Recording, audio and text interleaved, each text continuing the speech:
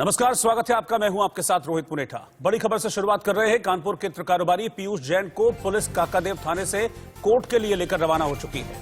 Court में पेशी के बाद police central GST team Piyush Jain को अपने साथ ले जाएगी। इससे पहले आज तड़के पीयूष जैन को पुलिस ने हिरासत में ले लिया था। पीयूष जैन के दोनों बेटे भी हिरासत में हैं।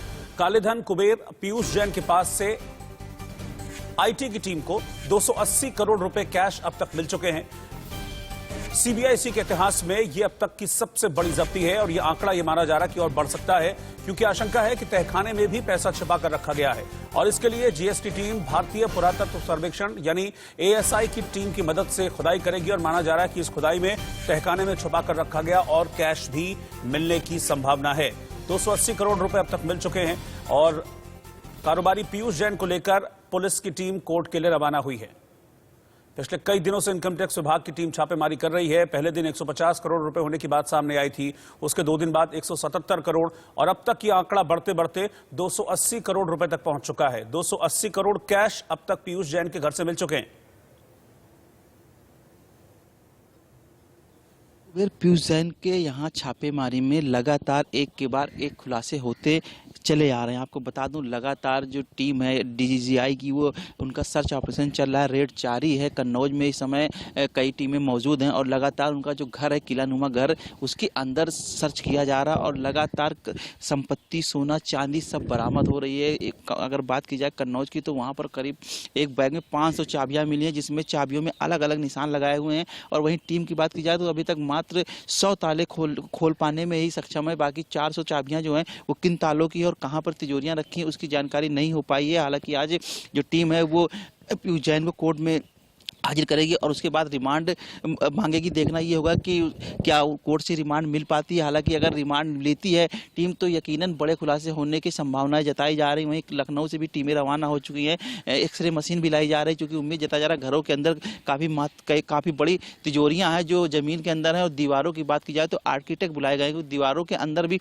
काफ़ी संख्या में पैसे होने की उम्मीद जताई जा रही है। ताले जो हैं वो लगातार तोड़े जा रहे हैं और काटे जा रहे हैं। वहीं कहीं ना कहीं एक जो सबसे बड़ी बात निकल कर सामने आई है कि हवाले का भी बड़ा काम पीयूष जैन करते रहे हैं। जो इतनी बड़ी रकम डंप कर रखा है उसका कहीं ना कहीं हवाले से भी ताल्लुकात हैं। वहीं साथ साथ जो कागजात मिले हैं वो दुबई से लेके बॉम्बे में काफ़ी बड़ी संख्या में इनकी जो संपत्तियां है वहाँ पर पाई। तो कुल मिलाकर अगर अनुमान लगाया जाए तो तकरीबन 1000 करोड़ की जो ये रेड है, 1000 करोड़ रुपए रिकवरी होने की संभावना जताई जा रही है। कैमरा पर्सन रवि के साथ शिवराज साहू, इंडिया न्यूज, कानपुर।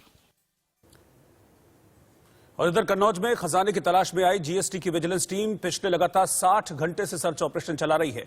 इस छापेमारी पर पूरी जानकारी दे रहे हैं हमारे संवाददाता रजनीश। के शहर कन्नौज में लगातार 60 घंटे से अधिक समय से छापेमारी जीएसटी विजिलेंस की टीम कर रही है, इस उम्मीद के साथ कि और भी खजाना हाथ लग सकता है। पीयूष जैन की गिरफ्तारी हो चुकी है और पूरी कोशिश होगी रिमांड पर लेने की, क्योंकि जो चाबियां मिली है उस चाबियों पे रिमार्क लगाया गया है पीयूष जैन के द्वारा, ये बताने के लिए तो किस चाबी से कौन सा ताला खुलेगा। और ये तभी संभव है जब रिमांड मिलेगा।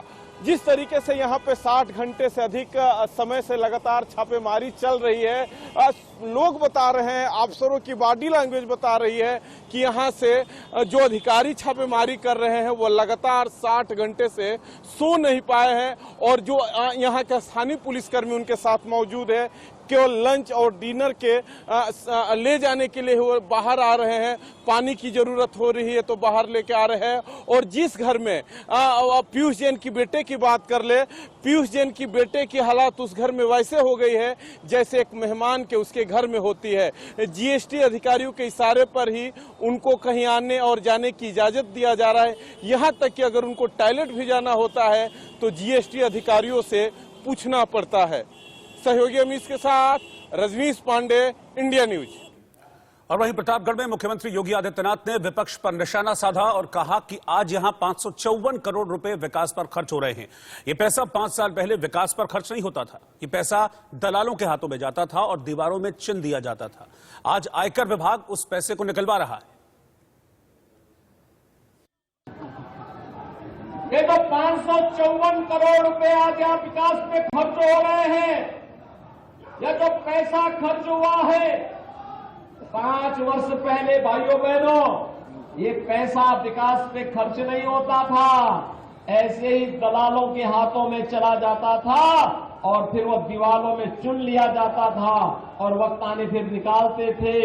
आज इनकम टैक्स जब उस पैसे को निकाल रहा है तो गरीब का पैसा वापस गरीब के घर बनाने में खर्च होगा।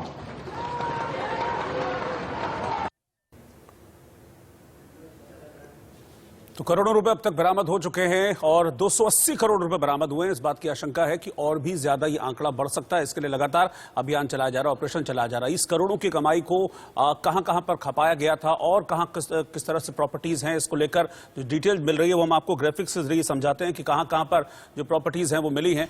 आपको बता दें कि कानपुर के अलावा कन्नौज में और गुजरात में और मुंबई में घर हैं। इसके अलावा फैक्ट्री है, ऑफिसेज हैं, कोल्ड स्टोरेज हैं, पंप्स हैं, यानी कि इन सब चीजों पर इस पैसे को लगाया गया था।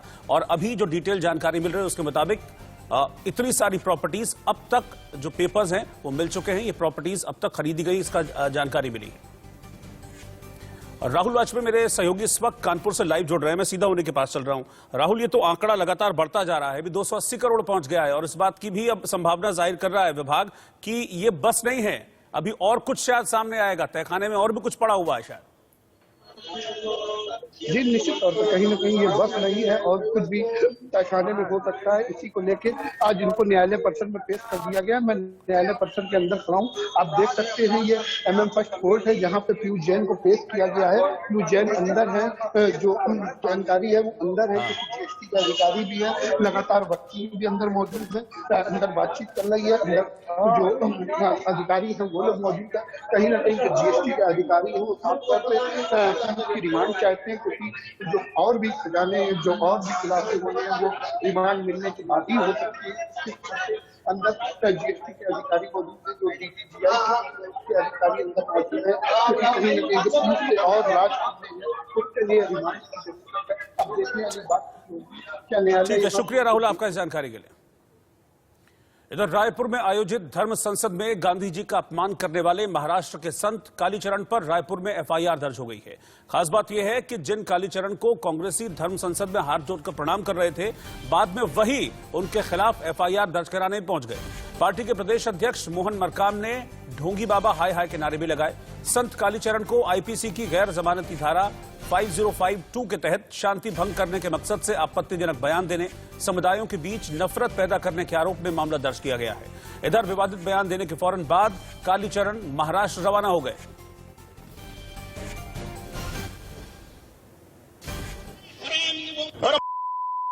मोहनदास करमचंद गांधी ने सत्यानाश, उन नाथुराम गोडसे जी को नमस्कार है, मार डाला। वाली देखो, ऑपरेशन करना बहुत जरूरी होता है, ये फोड़े फुंसियों का, नहीं तो ये कैंसर बन जाते हैं। नहीं बोला। मैं आप सबसे पूछना चाहता हूं इस बात को कि इस धर्म संसद से, इस मंच से जिस बात को कह के गया कह के यहां से चले गए, अब आप बताइए, उस समय खुद ताली बजाए थे, क्या महात्मा गांधी सही में गद्दार थे? क्या महात्मा गांधी हरामी थे? टीवी का रिकॉर्ड है, आप देखिए, यही सब तक उच्चारण किया गया यहां से, और ताली मुंह से खूब बजी थी। सन 1947 का वह घटना याद करिए जिस परिस्थिति वश भारत स्वतंत्र हुआ। वह महात्मा गांधी ने क्या कुछ नहीं किया जिसे राष्ट्रपिता का के उपाधि साथ नवाजा गया। अब उनके विषय में इस धर्म संसद से ऐसी बात, ये हमारा सनातन धर्म नहीं हो सकता। मैं बहुत क्षमा चाहता हूं आप सबसे, आप लोग भले ही बुरा लगा हो, लेकिन इस धर्म संसद में अपने आप को अलग करता हूं, पृथक करता हूं। धन्यवाद। NRC लागू होना चाहिए सिर्फ मुसलमानों के लिए, क्योंकि मुसलमान जिस तरह से आतंक का केंद्र हिंदुस्तान में बना रहे हैं, जो जाल बिछा रहे हैं, उसमें उनकी पहचान होना जरूरी है। इसलिए NRC एक नए नियम के साथ में सिर्फ मुसलमानों के लिए हिंदुस्तान में लागू होना चाहिए। दूसरे, मदरसे बंद होना चाहिए। जो मदरसे हैं वो जिस तरह से आतंकवाद पढ़ा रहे हैं, मस्जिद और मदरसे सब ISIS के चुंगल में फंस चुके हैं, तो मदरसों को तुरंत बंद कर देना चाहिए और कॉमन शिक्षा लागू होना चाहिए। हाई स्कूल के बाद बच्चा कहीं भी जाए उसके लिए स्वतंत्र रूप से उसको जाने का इख्तियार है, चाहे वो मदरसे में क्यों ना पढ़े, लेकिन हाई स्कूल उसको कंपल्सरी करना चाहिए। अपने परिवार की, अपनी बहन बेटियों पत्नी की हर तरह से रक्षा करूंगा। जो भी समुदाय, जो भी व्यक्ति मेरे धर्म, मेरे परिवार, मेरे बच्चों अपने धर्म के लिए हम मिलेंगे। इस्लाम का जिहाद खत्म होगा, इस्लाम का जिहाद खत्म होगा। बोलिए सनातन। और सीधा हम इस वक्त रायपुर चल रहे हैं। रायपुर से हमारे संवाददाता हमारे साथ जुड़ रहे हैं, मैं उनके पास चल रहा हूं। ये जो धर्म संसद में हुआ, अब इस पर एक्शन तो हुआ है, लेकिन आयोजकों के खिलाफ भी किसी तरह की कार्रवाई की जा रही है?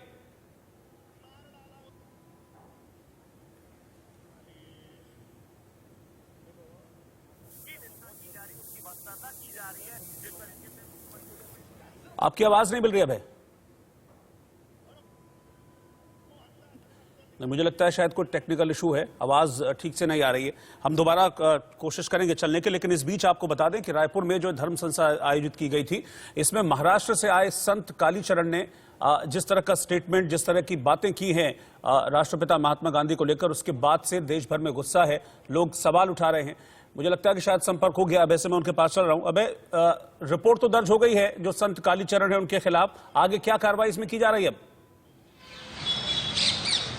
बिल्कुल, जिस तरीके से महाराज कालीचरण के बयान को लेकर यहाँ पर प्रमोद दुबे जो कि नगर निगम के सभापति हैं, वो खुद इस कार्यक्रम में प्रत्यक्ष मौजूद थे और उन्होंने देर रात यहाँ पर FIR दर्ज कराई है, जिसमें 294 गाली गलौज के लिए 294 और IPC की धारा 505 की धारा 2 के तहत जो गैर जमानती धाराएं हैं वह लगाई गई है भड़काऊ भाषण देने के लिए। तो कहीं ना कहीं यहाँ पर अपमानजनक टिप्पणी करने के लिए यह प्रकरण दर्ज किया है। और जिस तरीके से मुख्यमंत्री भूपेश बघेल ने अभी सतना रवाना होने से पहले जिस तरीके से संकेत दिए हैं कि कोई भी व्यक्ति यहाँ पर अहिंसात्मक भाषण नहीं कर सकता है, क्योंकि ये जो धरती है वो घासीदास की धरती है, शांति का टापू है, तो एक तरह से कहा जा सकता है। और आपका शुक्रिया बचौरा जानकारी के लिए। इधर चुनाव से पहले प्रधानमंत्री मोदी ने हिमाचल प्रदेश को 11,000 करोड़ रुपए की सौगात दी है। इस दौरान पीएम मोदी ने विपक्ष पर निशाना साधते हुए कहा कि आज देश में सरकार चलाने के दो अलग अलग मॉडल काम कर रहे हैं। एक मॉडल है सबका साथ, सबका विकास, सबका विश्वास और सबका प्रयास। वहीं दूसरा मॉडल है खुद का स्वार्थ, परिवार का स्वार्थ और विकास भी खुद का। विलंब की विचारधारा रखने वालों ने पहाड़ों पर रहने वालों की कभी भी परवाह नहीं की। तो परिवारवाद पर निशाना साधते हुए प्रधानमंत्री नरेंद्र मोदी ने यहां पर हिमाचल प्रदेश में 11,000 करोड़ रुपए की सौगात दी है। आज देश में सरकार चलाने के दो अलग अलग मॉडल काम कर रहे हैं। एक मॉडल है सबका साथ, सबका विकास, सबका विश्वास और सबका प्रयास। वही दूसरा मॉडल है खुद का स्वार्थ, परिवार का स्वार्थ और विकास भी खुद के परिवार का है। अगर हम हिमाचल में ही देखें तो आज पहला मॉडल, जिस मॉडल को हम लेकर के आपके पास आए, वह मॉडल पूरी शक्ति से राज्य के विकास में जुटा हुआ है। और इस बीच पंजाब से बड़ी खबर आपको बता दें, विधानसभा चुनाव से पहले बीजेपी ने पंजाब फतेह का फंडा तैयार कर लिया है। पार्टी इस बार पंजाब के चुनाव में ज्यादातर सीटों पर अपने उम्मीदवार खड़े कर बड़ा दांव खेलेगी। पार्टी की प्लानिंग पंजाब में 70 से 80 सीटों पर अपने उम्मीदवार खड़े करने की है। बाकी सीटें गठबंधन करने वाली कैप्टन अमरिंदर सिंह की पंजाब लोक पार्टी और सुखदेव सिंह ढींढसा की पार्टी के लिए छोड़ी जाएंगी। कैप्टन और ढींढसा के साथ पंजाब में गठबंधन की शर्त क्या होंगी, कौन कौन सी सीटें बीजेपी अपने पास रखेगी, कौन सी सीटें छोड़ेगी, इस बात को लेकर अभी भी मंथन चल रहा है। आज आधिकारिक रूप से तीनों दलों के प्रमुख भारतीय जनता पार्टी के माननीय राष्ट्रीय अध्यक्ष आदरणीय जगत प्रकाश जी नड्डा, आदरणीय गृह मंत्री माननीय अमित शाह जी, आदरणीय कैप्टन साहब अमरिंदर सिंह जी और आदरणीय ढींडसा साहब के बीच में एक लंबी वार्ता और बैठक संपन्न हुई है। और बैठक के बाद में आज इस बात की आधिकारिक घोषणा हम सब लोग मिलकर के कर रहे हैं कि तीनों पार्टियां साथ मिलकर के चुनाव लड़ेंगे। ये तय किया गया है कि सीटों के बंटवारे को लेकर के, संख्या को लेकर के और कौन सी पार्टी लड़ेगी इसको लेकर के तीनों ही दलों के दो प्रतिनिधियों की एक कमेटी बनाई जाएगी। आज नाम तय किए जाएंगे और आने वाले 1-2 दिन के बाद में उसकी बैठक होगी। एक ब्रेक के बाद लौट रहे हैं फौरन वापस। और इस वक्त की ब्रेकिंग न्यूज आपको बता दें, चुनाव आयोग के साथ स्वास्थ्य मंत्रालय की बैठक हुई है और इलेक्शन कमीशन ने ओमिक्रॉन के मौजूदा हालातों पर रिपोर्ट मांगी है। इलेक्शन कमीशन ने 5 राज्य जिनमें चुनाव होने वाले हैं उनसे 1 हफ्ते के भीतर ओमिक्रॉन पर रिपोर्ट मांगी है। ओमिक्रॉन को लेकर राज्यों की तैयारी पर भी चुनाव आयोग की तरफ से जानकारी मांगी गई है। इस बैठक में स्वास्थ्य सचिव समेत कई अधिकारी मौजूद रहे थे क्योंकि आने वाले वक्त में संभवतः फरवरी में 5 राज्यों में विधानसभा चुनाव हो सकते हैं। हालांकि अभी तक तिथि का ऐलान नहीं किया गया, लेकिन माना जा रहा है कि फरवरी में इलेक्शंस हो सकते हैं। इसी को देखते हुए अब चुनाव आयोग की तरफ से ओमिक्रॉन पर रिपोर्ट मांगी गई है। देश के 21 राज्यों में ओमिक्रॉन अब 600 के पार चला गया है और दिल्ली में 63 नए मामले पाए गए हैं और दिल्ली में सबसे ज्यादा 142 केसेस भी अभी ओमिक्रॉन के हैं। इसके अलावा जयपुर में 3 संक्रमित मिले हैं। गोवा और मणिपुर में आज एक केस मिला है। गुरुग्राम में भी एक ओमिक्रॉन संक्रमित शख्स पाया गया है और इस तरीके से पूरे देश भर में ओमिक्रॉन का आंकड़ा अब 600 को पार कर गया है। लगातार तेजी के साथ ओमिक्रॉन के मामले बढ़ते जा रहे हैं और इस वक्त देश में सबसे ज्यादा ओमिक्रॉन केसेस दिल्ली में है। 142 केसेस अब तक दिल्ली में ओमिक्रॉन के रिपोर्ट किए जा चुके हैं।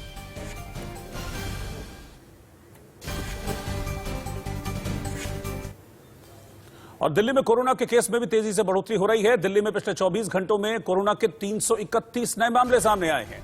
दिल्ली में 24 घंटे में कोरोना से एक शख्स की जान भी गई है और दिल्ली में संक्रमण दर बढ़कर 0.68% हो गई है। बड़ी खबर, दिल्ली में ओमिक्रॉन के भी सबसे ज्यादा केस हैं और दिल्ली में कोविड केसेस में भी रफ्तार पकड़ती हुई देखी जा रही है। 331 केसेस पिछले 24 घंटों में दिल्ली में रिकॉर्ड किए गए हैं और पिछले 24 घंटे में एक शख्स ने कोरोना की वजह से दम भी तोड़ा है। उत्तर प्रदेश में ओमिक्रॉन को लेकर क्या तैयारियां हैं, इस पर यूपी के स्वास्थ्य राज्य मंत्री अतुल गर्ग से बातचीत की है इंडिया न्यूज संवाददाता जतिन गोस्वामी ने। मौजूद हैं, सीधे उनसे सवाल पूछते हैं। सर, पहला सवाल यही है कि ओमिक्रॉन को लेकर यूपी में किस तरह की तैयारी है? एक्शन मोड में है यूपी सरकार। कुछ चीजें दूसरी जो लहर आई थी उसमें जैसे कई लैब्स की बातें आई थी, तो अब सेकंड ये जो थर्ड वेव है, जिसको थर्ड वेव कहा जा रहा है, ओमिक्रॉन एक बड़ा खतरा देश की राजधानी में बन गया, उससे सटे हुए हम गाजियाबाद में, तमाम चीजों को जोड़ते हुए आपसे जानना चाहेंगे। देखिए, मैं आपकी लैब्स की बात से सहमत नहीं हूँ जी। कोई लैब्स नहीं था पिछली बार भी। इतना जरूर था कि कई गुना लोग अगर आ जाएंगे जिसके लिए कोई भी देश तैयार नहीं था, तो जो विकासशील देश की हम भारत है, लेकिन जो विकसित देश थे वहां पर भी समस्या आई, क्योंकि जब एक बाढ़ आ जाती है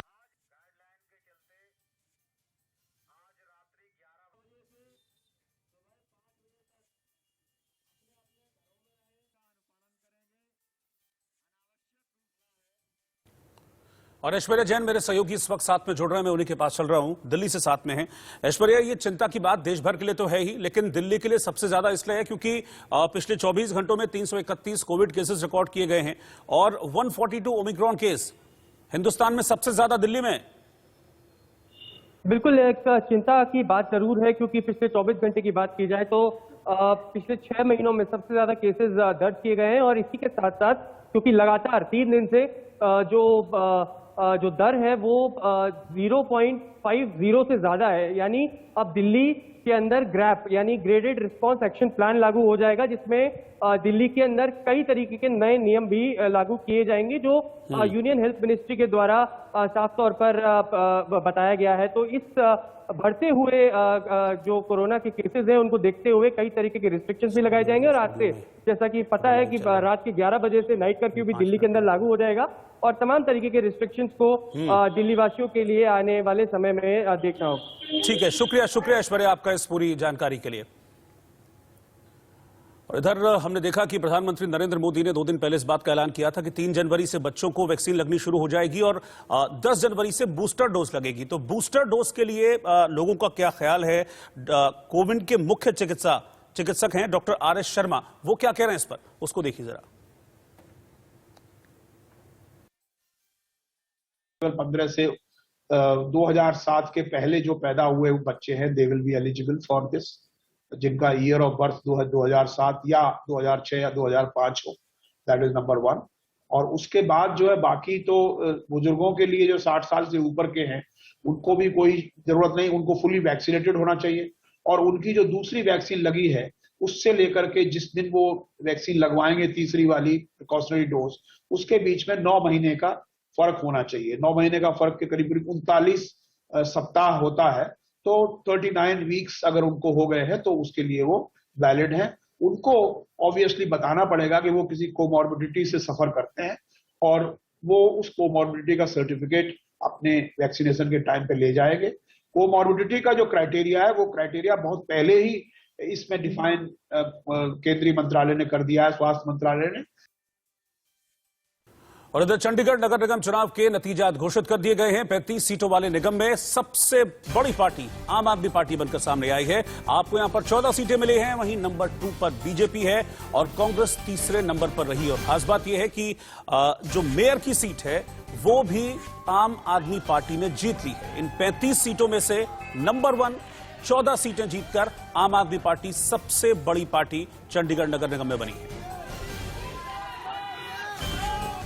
जो दिल्ली में भी, दिल्ली एक सिटी है, चंडीगढ़ सिटी है, सिटी ब्यूटीफुल था, इसमें था लग गया, पहले नंबर पर था, आज 66वें नंबर पर आ गया।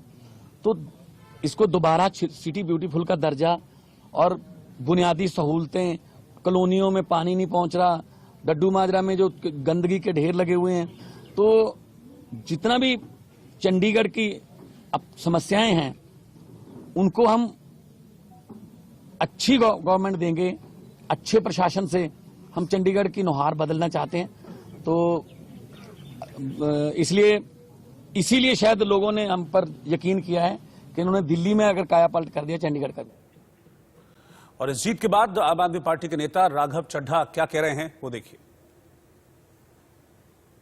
पहली बार आम आदमी पार्टी उतरी और पहली बार ही परफॉर्मेंस जो है दी गई है। राघव चड्ढा हमारे साथ है। राघव जी, किस तरह से देखते हैं चंडीगढ़ म्युनिसिपल कॉर्पोरेशन के चुनाव? देखिए, सीधी बात यह है कि ये जीत जो है ये केजरीवाल मॉडल ऑफ गवर्नेंस की जीत है। आज लोगों ने अरविंद केजरीवाल जी के नाम पर मोहर लगाते हुए चंडीगढ़ के लोगों ने रिवायती पार्टियों बीजेपी और कांग्रेस से परेशान होकर एक साफ सुथरी ईमानदार पार्टी को वोट दिया है।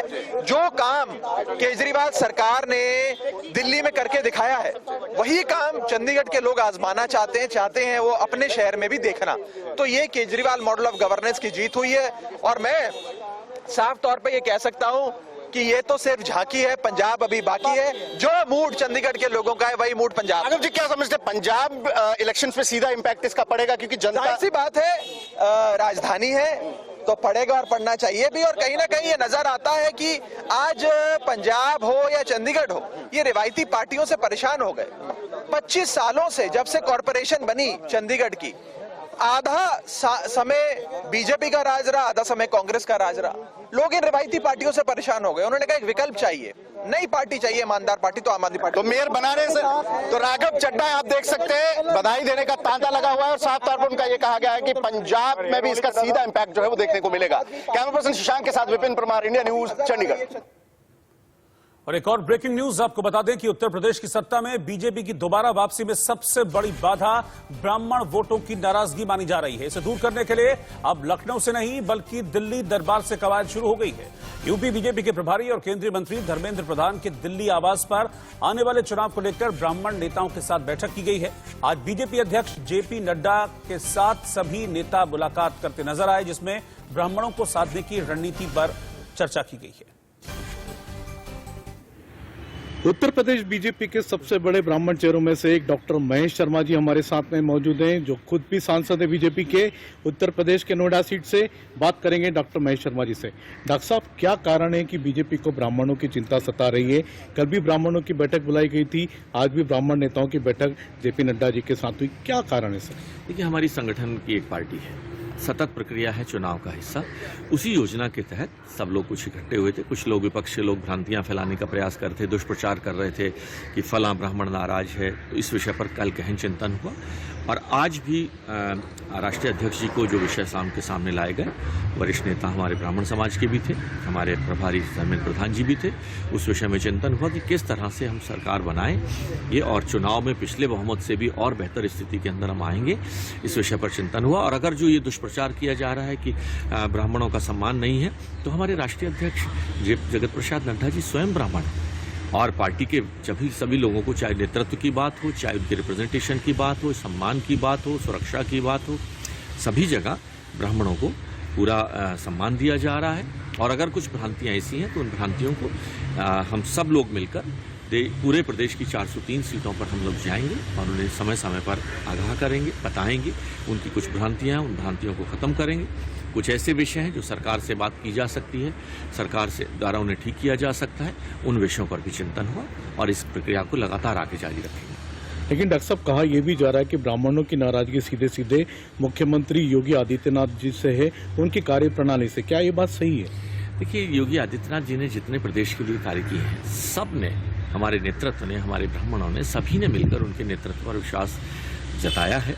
और हमारे राष्ट्रीय नेता प्रधानमंत्री नरेंद्र मोदी जी, अमित शाह जी, हमारे राष्ट्रीय अध्यक्ष, सभी लोगों ने विश्वास जताकर उन्हें जिम्मेदारी दी और उन्होंने अच्छे काम भी किए। चाहे वो राम मंदिर का काम हो, काशी विश्वधाम धाम का काम हो, चाहे सड़कों का निर्माण हो, चाहे कानून व्यवस्था हो, चाहे विदेशी निवेश की बात हो, और गुंडे बदमाशों का जो जिस तरह से उन्होंने सफाया किया है, ये सभी विषय में ब्राह्मण क्यों उनसे नाराज होगा? उन्होंने ऐसा कौन सा काम किया जो किसी भी ब्राह्मण के खिलाफ है? और इधर बिहार में बीजेपी दफ्तर के बाहर वार्ड सचिव और पुलिस के बीच झड़प हो गई है। पुलिस ने प्रदर्शनकारियों पर इसके बाद पानी की बौछार की है। वार्ड सचिव मानदेय बढ़ाने को लेकर पटना में पिछले 14 दिनों से धरना दे रहे थे। आज ये बिहार बीजेपी के दफ्तर का घेराव करने पहुंचे और यहां पर इनकी पुलिसकर्मियों से झड़प हो गई, जिसके बाद पुलिस ने वाटर कैनन का इस्तेमाल किया, पानी की बौछारों का इस्तेमाल किया और इन लोगों को खदेड़ दिया।